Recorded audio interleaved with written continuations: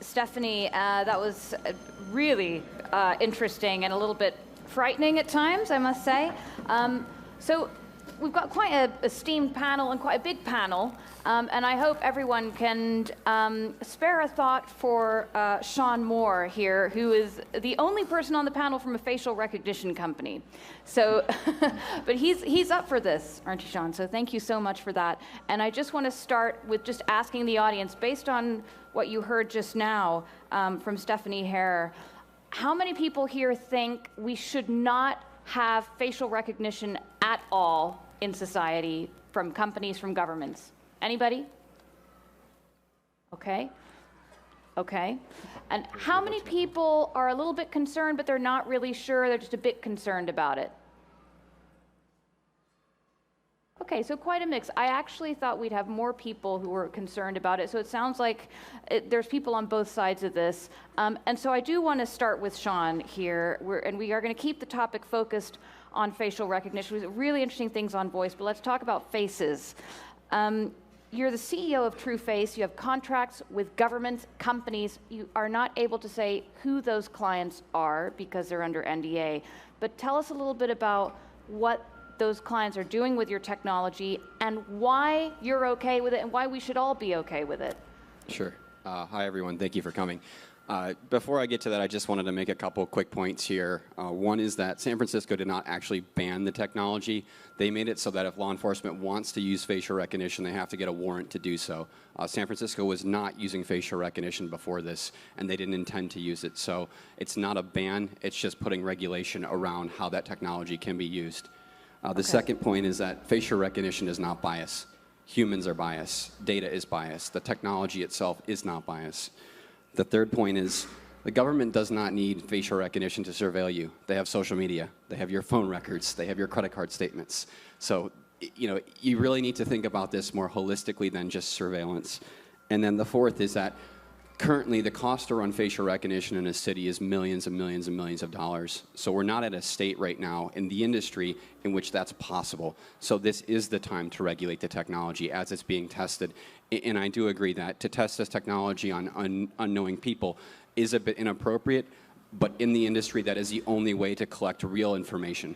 And without collecting real information, you will not know where the issues lie. So it's a bit of a moral question for everyone here, but without real deployment of this technology with people who don't know that it's watching them, you will not get the information you need to see if it's accurate enough to identify people that you are looking for. So. And just quickly, Shaun, can you tell us how your customers are using, is it your software? Do you sell cameras, or how does it work? So we sell direct into our customers, into their local infrastructure. So it's not a cloud API. You can't just go onto our site and buy our technology. We spend at least 6 months with our customers to know exactly how they're using it. And we work in retail, we work in hospitality, we work in law enforcement, banking. And so a couple of the ways, they're primarily all opt-in ways. So online bank opening to reduce fraud, ATM transactions, again, to reduce fraud. In the hospitality space, VIP recognition. So it's opt-in. You actually, as you enter that hotel, we pick up the VIPs, pass that information to the concierge, and they approach you with your key card and your personal information. Now, a way that you can protect people who are not opting in or who have opted out is we actually blur everyone's face in real time. And so the data is completely fleeting. We're not collecting imagery from your face at all. And the time that it's processing is when we can pick up if it's you or not, and if it's not the person that's opted in, it's completely erased. Another important point is facial recognition is not taking an image and storing that image. Facial recognition is taking an image, taking a mathematical representation of that image, and each company does that in its own specific way and storing that information. So if you were to hack into our system or hack into a company using our technology, you cannot reverse engineer those numbers to plot a face. Okay. I want to take it to Griff from Big Brother Watch. What are your thoughts on that? Because Shaun makes some interesting points there. The government can already surveil us through all these other signals from social media. There's clearly, you've got these guardrails in place, you're blurring the faces and so forth. But your view is we still shouldn't have it. I think live facial recognition in public spaces is a massive step beyond what there is currently. Yes, of course, we all use social media. That's something, and the internet, and that's something we very much opt into. But when we go into public spaces, we don't opt into the government knowing where we are, who we're with, what our movements were previously. giving the government, the police, information about us and how we live our lives. I think there are some very serious concerns about how that will change democracy. It gives the police and the state incredible power over us to know exactly where we are and what we're doing. And as Stephanie's already given several examples of how this technology has been used in China in a very authoritarian way, tracking citizens around the country. It's being used to oppress and control the ethnic Muslim Uyghur minority in China. It's being used to control them and put them in camps. It's also being used against political dissidents. It's being used against people with mental health problems. And that's, unfortunately, that may seem intangible, that may seem very over there, that may not seem real here. But we've seen all of those things already happen in the UK. UK police have used this technology to track and monitor people with mental health problems. They've used it to track and monitor ethnic minorities at culturally black events like the Notting Hill Carnival. And we've seen them use it at a protest. Yeah. So, yes, we aren't quite there yet, but we've seen all of these principles be used here in the UK. Okay. And it's just a matter of time if we don't do something about it. A matter of time before, because this is kind of reminiscent of what we were hearing from Stephanie in her presentation. It sounds like one of the big concerns, particularly from you guys at Big Brother Watch, is that police will get things wrong. They'll get the wrong person, like they got this guy on the street, he hasn't done anything, but it turned into this kind of altercation. Let me bring it to Roland Sykes, Roland from Sky News, sorry. You've done some work on predictive policing. You did a really interesting program on what South Wales police were doing with this kind of stuff. But I know you have some thoughts on actually what about if they get it really accurate? If it works really well, isn't that all okay? Would that make this all okay? Yeah, I think it's a really interesting question. Is this stuff more scary if it's not accurate or if it's really accurate? And at the moment with the Met Police, for instance, the main focus is on how inaccurate it is. But we're all assuming that at some point it will be really accurate. I guess there are two things to say. Is that first, no algorithm is completely accurate. Every complex algorithm has collateral damage. And the second thing to say is you've got to think about for whom. Who is it accurate for? And who will it make life better for if it is accurate? From what we've seen, from the last 15 years of deployment of this kind of surveillance technology, is that it's the most vulnerable people who it's often inaccurate for, but also who it's used against the most. So in this world in which facial recognition is deployed widely, you can imagine that actually it would make life better for a lot of people. That actually it would improve people's lives in lots of little ways, make your life more convenient at the airport. That'd be nice. But for a large subsection, or maybe as kind of even a large, like a kind of sizable minority of the population, it would make their life worse in a really, really major way. But then the way to kind of counter that would just be to be really careful about who you sell this stuff to. Like Trueface, your company, might have the best facial recognition system in the world. If it did, and let's say it does now, are you discerning about who you sell this stuff to? Have you said no to anybody? We have said no. We've said no for various reasons in different regions of the world as well. It is important to know who you're selling it to and how they're using the technology. So we do have those guardrails in place now, yes.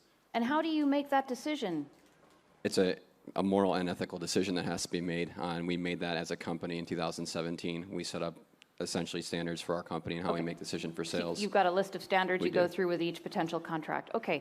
Let me bring this over to Martha from Liberty Human Rights. What was your reaction when you were watching that video of the man having that altercation from the police? Because I know you've seen that before, and it really struck you before, didn't it? Yeah, I mean, it's a salutary bit of footage that it can catch anyone wrongly, and that you might decide that you don't want your face to be taken by one of these cameras, but the act of, that isn't even an act of civil disobedience in my view, will have the full force of the criminal law coming down on you. I think one of the things that meant that people sat up and listened is that that's a white man. When Roland talks about the people that this technology most adversely affects, whether it's inaccurate or accurate, we are very often talking about people of colour. We're talking about people who already face discrimination from the police in many, many different ways. We all know the statistics, for example, on stop and search. We know that people of colour are criminalised more easily. We know that they face longer sentences. We know that their interactions with the police are very often violent by the police. You know, we hear about companies saying that, well, we have a list of standards and we wouldn't engage with people and we wouldn't sell this technology. But to my mind, point me to a police force in the world that isn't racist, or tell me that we are not selling this technology to police forces. And those are the people. The reason that video is interesting is because it shows you that this technology affects all of us.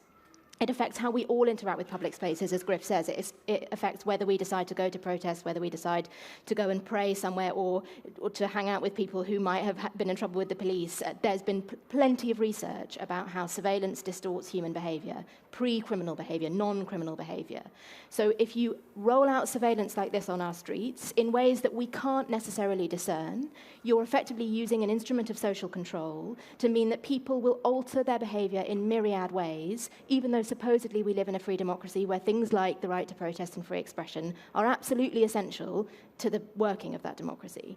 But I think the equality point is absolutely essential. Accurate or inaccurate, law enforcement marginalizes, demonizes particular communities. And this technology, whether in and of itself it is biased, will be used by people where bias is already entrenched. And we have, unfortunately, no answer to dealing with police racism. And so you shouldn't equip them with even more invasive tools to be able to enact that racism on an even greater scale. I got to ask, Shaun, what's your response to that? Yeah, I'd say that you make some valid points, but something you're not considering is in 4 days in India, they found 3,000 missing children. So imagine one of those children was yours. That's an incredible use of this technology. They're continuing to find sex-trafficked women throughout all over India, and we're bringing that technology to the U.S. So you have to take a look at the balance there. I see what you're saying. In my thought to that is it actually provides a layer of accountability, because now in the field as an officer, if you're making a judgment decision where you've potentially seen a picture before, you can just say, I made a judgment decision. Now you have photographic evidence of facial recognition and a confidence score for why you made that decision. So I think there's more base in that than just going off of human nature, which has been proven to be incorrect many, many times. Do you think that's a fair argument, either Griff or Martha? Like, this is kind of the lesser evil, and therefore it's okay, because that's just the price to pay to help find a child. I think allowing private companies, profit-driven companies, to set the terms by whether or not we should be using this technology is a huge problem in and of itself. You're referring to the standards that he follows exactly, the standards that many of these companies say they have. They say they have ethics boards. You know, Google had a great big ethics board, which disbanded after everyone left when they realized it was actually completely meaningless. We can't trust private, profit-driven companies to be setting the standards by which we will be putting communities under surveillance, putting whole populations under surveillance, and changing the way that the people interact with the state, giving the state huge power. That should not be left to companies to decide. There's also, I think it's very easy in these conversations to assume that facial recognition is the only tool available to police. Police have a huge array of tools, both pre-digital and post-digital, which they can use to track missing people, to deal with sexual exploitation, to fight crime, and to protect us all on the streets. Facial recognition, no police force can say that they absolutely need facial recognition in order to be able to do their jobs. If they could, we wouldn't have the situation that we have in San Francisco. Okay, yeah, but so that point, but also Griff's point that you guys shouldn't even be making that decision. So the issue that you run into is exactly what happened with Facebook. When you leave it to legislation to write legislation about something they have no idea, you end up running into an issue where you don't understand what you're trying to regulate. So I am all for regulation. I am for federal regulation, not city regulation or even state regulation in the United States. And so is Mark Zuckerberg. He's asking to be regulated. Would you feel the same way? Yeah, I've actually reached out to our state senators. I've reached out federally as well, so I could be in that conversation. Yeah, I absolutely do. I think it's important for society, and we know the limitations way better than anyone else. And so we have to have a voice there because we know what it can and can't do. And if someone's trying to regulate it that doesn't intimately understand that, we're going to run into an issue. So, and to your point there was a great article in the New York Times from an officer, and what they said was they've already found over, I think, 1,000 people in the time that they've trialed that they would not have otherwise found without facial recognition. So it effectively takes something that takes 14 days down to about 30 minutes to find an individual. And again, I think we're getting lost in the fact that everyone's thinking about mass surveillance. They're not mass surveilling. They're looking for specific people.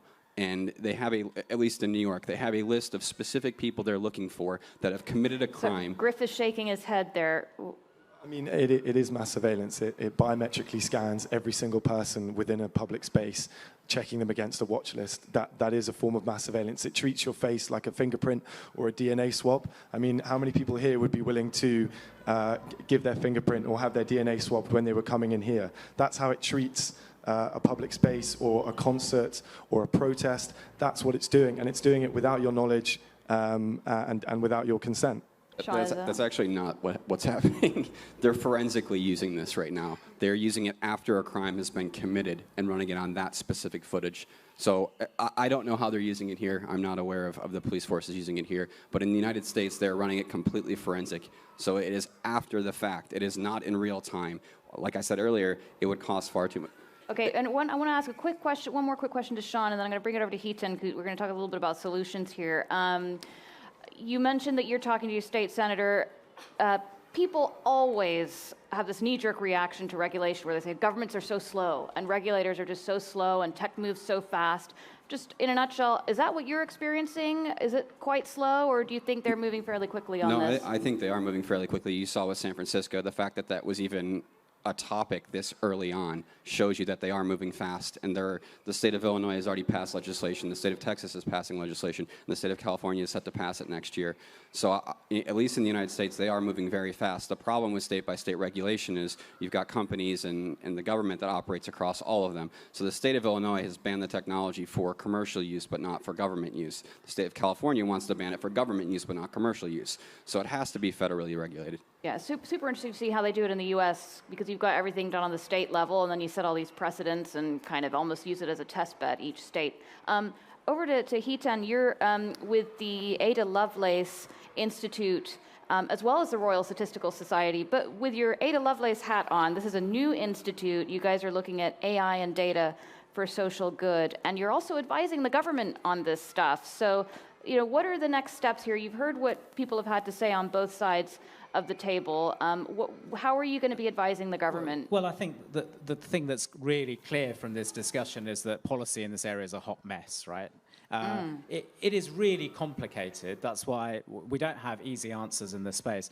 The Royal Statistical Society helped create the Ada Lovelace Institute as a body that can think long and hard about these issues, and we created it with the support of bodies like Tech UK, who are here today. So the technology companies also saw a risk of fast regulation which doesn't think things through. So the question for me is, where is the public in this? Where's the public voice? So the Ada Lovelace Institute is commissioning research now. What is the public thinking? What's deliberatively, if we give the public some space to think about these issues, where do we want to land as a democracy? What's the trade-off between convenience to be able to go through airport scanners or use your face to pay, as against some of the issues that we've heard about today? Where do we want to land on that? So one of the things we're now talking to a lot of stakeholders about is calling for a moratorium on the technology. And we think that this is actually in the private sector's interest as much as in citizens' interest, because if we get the wrong regulation quickly, we'll be in the wrong place. What do you mean calling for a moratorium on technology? Can you explain what you mean by that? Let's not adopt this technology for a period of time. So you're saying let's pause it? A couple of years, pause and think things through. And this has got precedent. So the chief medical officer recently has put forward a moratorium in the insurance industry on genetic profiling kind of stuff. So, and the industry bought into that because it recognizes you move too fast, you do the wrong thing, you lose your license to operate. So in the same way that we've seen with, say, genetically modified foods, the science got set back 10 years because the public in Europe really didn't support it. We need to find a path which gets social license to operate. And the best way to do that is to pause on the technology and to have this discussion, but in many fora around the country, and to think through the way forward. Okay, and just so I understand in terms of how this is going to actually happen, you are recommending that to central government moratorium on any particular industries? So or? we will, we're talking at the moment to stakeholders before we launch for this, but we think it's likely that we'll be talking to people on a sector-by-sector basis because, you know, the issues in criminal justice, as we've heard today, they are different to walking into airports, which is different, again, to border control, and so we'll need to think this through sector by sector. I mean, that could be a problem for companies like Trueface, right? Shaun, does that make you rethink selling to the UK? No. Okay. Okay. I want to talk a little bit about some of the security around these issues. We were doing a report at the Wall Street Journal about how image recognition systems can be fooled. You can take a picture of someone's face, change a couple of pixels, and the image recognition system thinks it's broccoli or a cat or something. Like literally, this is and academics are doing this. Shaun, it's not just an ethical issue. There's a huge security issue around here. They're stealing the training data. I know you said it's all math, but you know there were these hackers who stole face images from a contractor to the U.S. Customs and Border Protection Control earlier this week. Huge security issues around this stuff. I mean, what are you guys doing about that? Yeah, the adversarial attacks are very interesting. I think they're more interesting for self-driving cars because people have been putting basically a QR code on a stop sign for that car to read that as a green light. And so that's where it becomes very, very interesting. Yeah, just to explain that. So it's a stop sign.